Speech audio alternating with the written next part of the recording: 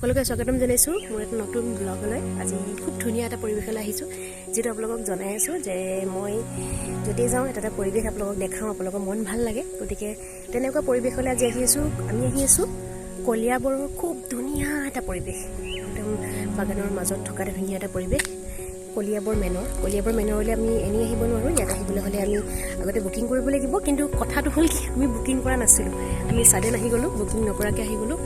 গতিকে আমাক দিলে, কাৰণ আমি দূৰৰ পৰা আহিছোঁ বুলি ক'লোঁ। গতিকে ইয়াতে তেওঁলোকৰ এইফালে দেখাই আছোঁ, এইফালে সেইখিনি দেখিছেনে, সেই গেটখন দেখিছে, সেই গেটখনৰ ওচৰতে আমাৰ চেকিং হ'ল। তেওঁলোকে আমাক চেক কৰিলে মেলিলে, সুধিলে ক'ত যাব, কি কৰিব, কি নকৰিব। গোটেইখিনি কৰাৰ পিছত আমি ক'লোঁ যে আমি আজি খাবলৈ আহিছোঁ, ইয়াতে ধুনীয়া খানা আছে, ধুনীয়া পৰিৱেশ, ভাবিলোঁ আপোনালোকক দেখাওঁ। যিহেতু মই নিজে ভাল পাওঁ ধুনীয়া জেগালৈ আহি, আৰু মই ভাল লগা মানে আপোনালোকেতো চাব লাগিব। গতিকে আহিব কেতিয়াবা। ফোন নম্বৰ মই আপোনালোকক দি দিম, তেওঁলোকৰ ফোন নম্বৰ আছে, কেনেকৈ বুকিং কৰিব লাগিব, ফোনতে বুকিং হ'ব। ধুনীয়া ৰুম, সকলোফালে ধুনীয়া পৰিৱেশ। গতিকে দেৰি নকৰোঁ, ব'লক। এইফালেতো ধুনীয়া এটা ঘৰ দেখা পাইছে চবেই। গতিকে আমি যদি চাওঁ ডিষ্টেঞ্চ যদি চাওঁ, গোলাঘাটৰ পৰা আপোনাৰ ইয়ালৈকে 120 kilometre, almost 2 hours 50 to 55 minute লাগিব। আৰু যদি গুৱাহাটীৰ পৰা আমি আহিবলগীয়া হয় দেন 3 hours 30 minutes অলমষ্ট লাগি যাব পাৰে। এফালে আপোনাৰ বাগান, আনটো চাইডে ধুনীয়া এক ব্ৰহ্মপুত্ৰৰ ভিউ। গতিকে কি ধুনীয়া পৰিৱেশ। এইফালে ওপৰেদিও যাব পাৰি, আমি ওপৰেদি নাযাওঁ, আমি যিহেতু খোজকাঢ়ি যাম, নহয় জানো, খোজকাঢ়ি গৈ থাকিব লাগে ওপৰলৈ। খোজকাঢ়ি গ'লে ভিউটো চাই বেছি ভাল লাগে, হয়নে? আৰু কণ্টেক্ট ডিটেইলছটো আপোনালোকক মই দি দিম। অ'নাৰজনৰ নাম প্ৰশান্ত বৰগোহাঁই, তেওঁৰ নাম্বাৰটো মই আপোনালোকৰ সেই ওপৰত দেখিছে ন, ঠিক আছে, আপোনালোকে ধুনীয়াকৈ কণ্টেক্ট কৰিব, কণ্টেক্ট কৰি আহিব। আপোনালোক ওপৰলৈ যাওঁ, ভাগৰ লাগিব চাগে, যিয়ে নহওক ভাগৰ লাগিলেও ধুনীয়া বস্তু চাবলৈ কষ্ট কৰিব লাগিব, হয়নে? এইফালে দেখিছে বাগান, নে কি ধুনীয়া, এইফালে বাগান। ওপৰলৈ যাম যে, গৈ আছোঁ যে, ওপৰলৈ গ'লে ধুনীয়া ব্ৰহ্মপুত্ৰ এটা ভিউ দেখিবলৈ পাম। এই চিৰিকেইটা দেখিছে, এই চিৰিকেইটা দি ওপৰলৈ যাব পাৰোঁ। সেইফালে আপোনাৰ ৰেষ্টুৰেণ্ট আছে, কিন্তু আমি সেইফালে নাযাওঁ, আমি ইফালেদি যাম খোজকাঢ়ি ওপৰেদি গৈ ব্ৰহ্মপুত্ৰৰ ভিউটো চাই ইটো চাইড এটা ৰাউণ্ডকৈ আহি গোটেইখিনি আপোনালোকক দেখাম দেই। আগত অৱস্থা নাই, ওপৰ পালোহি। ওপৰৰ পৰা দেখাইছোঁ ৰ'ব, কিমান দূৰ আহিলোঁ। অ' মাই গড, কি ধুনীয়া চিনেৰী চাওক,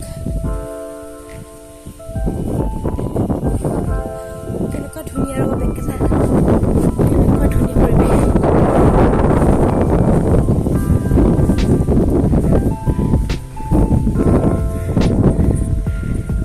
এনেকুৱা পৰিৱেশত আহিলে কাৰ যাবলৈ মন যায় ন?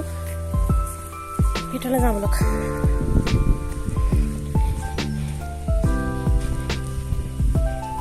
এইকেইটা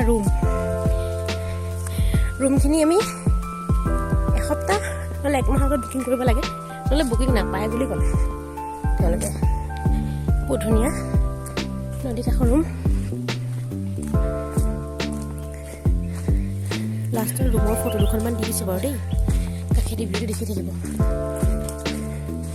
এইফালে চিল কৰিবৰ কাৰণে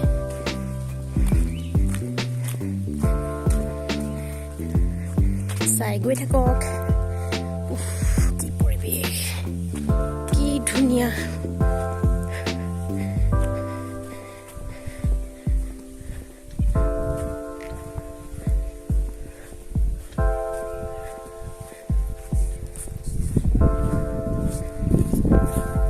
চাওক,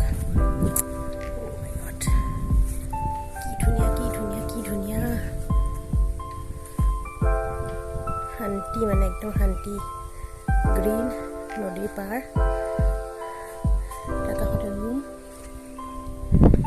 ইফালে আছে, এটা চাইডে আছে চুইমিং পুল, ইফালে ৰেষ্টুৰেণ্ট।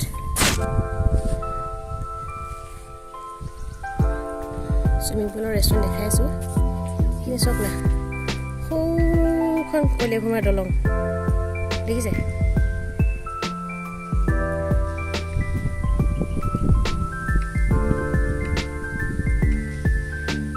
পৰা আমি এইখিনিতে আছোঁ মাই গড কি ধুনীয়া হৈ এইফালে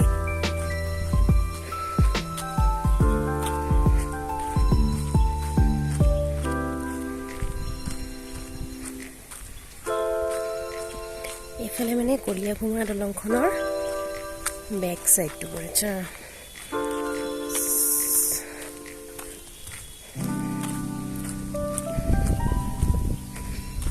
বাই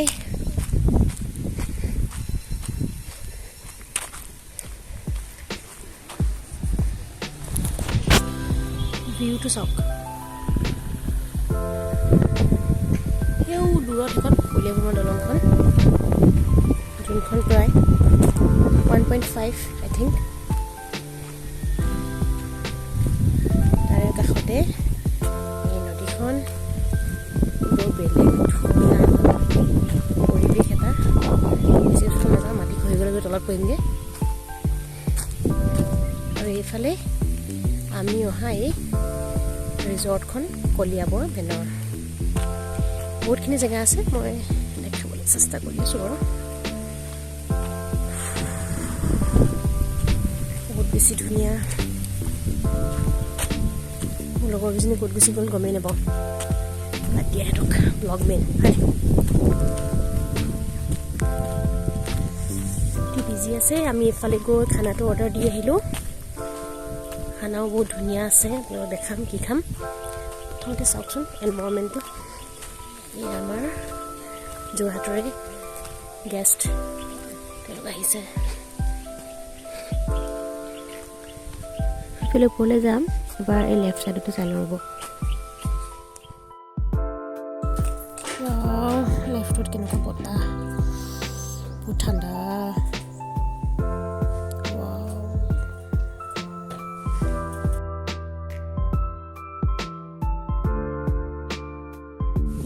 আউটস্কাইট হয় ধুনীয়া মানে বহু বেলেগ বতাহ দিছে আৰু তাতে নদীৰ কাষ কি বতাহ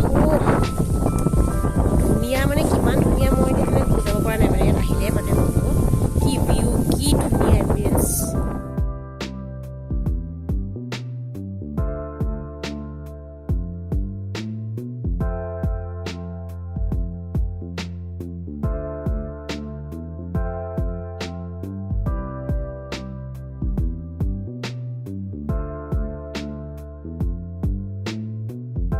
দেখিছে কি ধুনীয়াকৈ বহি আছে এইকেইজন হেল্ল'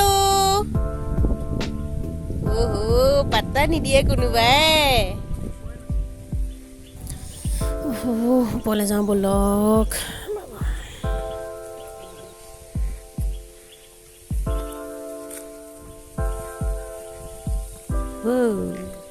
ই ধুনীয়া ইটোতকৈ ইটো ধুনীয়া চুইমিং পুলটোৰ লগত জীয়া ভৰালি নদী কম্বিনেশ্যন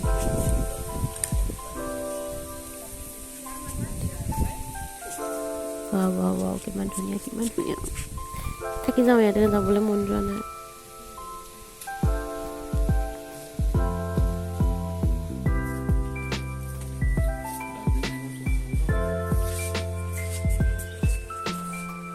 ইফালেও আছে আচ্ছা এইটো ৰাস্তাটো ইফালে যাম দেই আমি এবাৰ ৰাস্তাটা আছে ইফালে গৈ ইফালে আছে ৰেষ্টুৰেণ্ট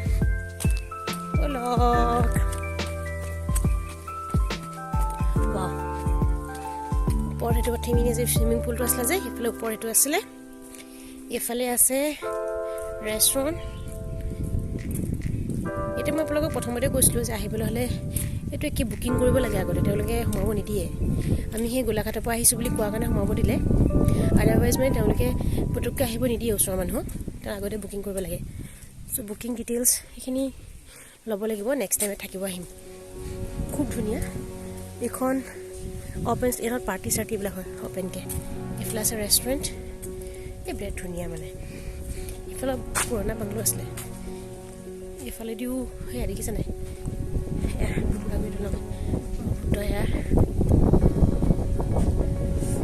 দেখিছে ঘৰটো চব নাপালোঁ চাম দেই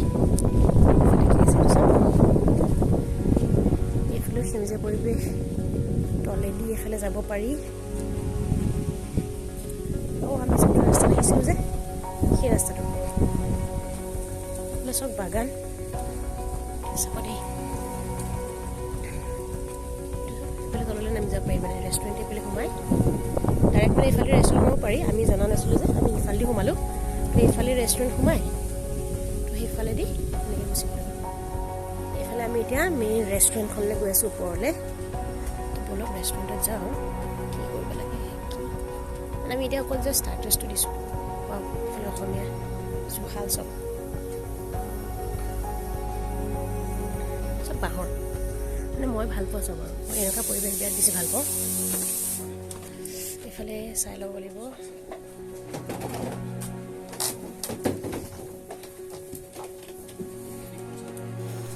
কিবা এটা খাই লওঁ চাহ আৰু চিকেন ফ্ৰেঞ্চ ফ্ৰাইজ তাৰপিছত আমি লাঞ্চটো কৰিম আৰু ওলাম বেছি দেৰি নকৰোঁ আৰু এইটো ওপৰেদি এফালে এটা ভিউ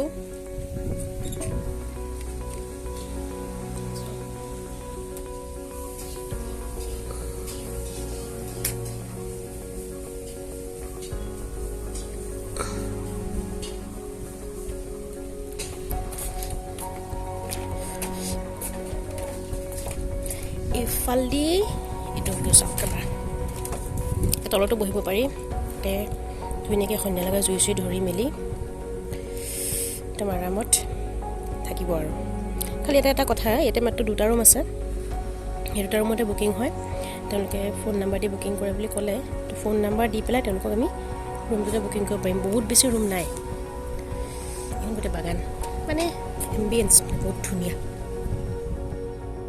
আমাৰ লাঞ্চ আহি গ'ল পূৰা অসমীয়া থালি তাৰ লগত চিকেন দিয়া হৈছে চিলি চিকেন আৰু নৰ্মেল চিকেন এটা আছে খাওঁ তাৰপিছত যাওঁ ন আপোনালোকে চাওক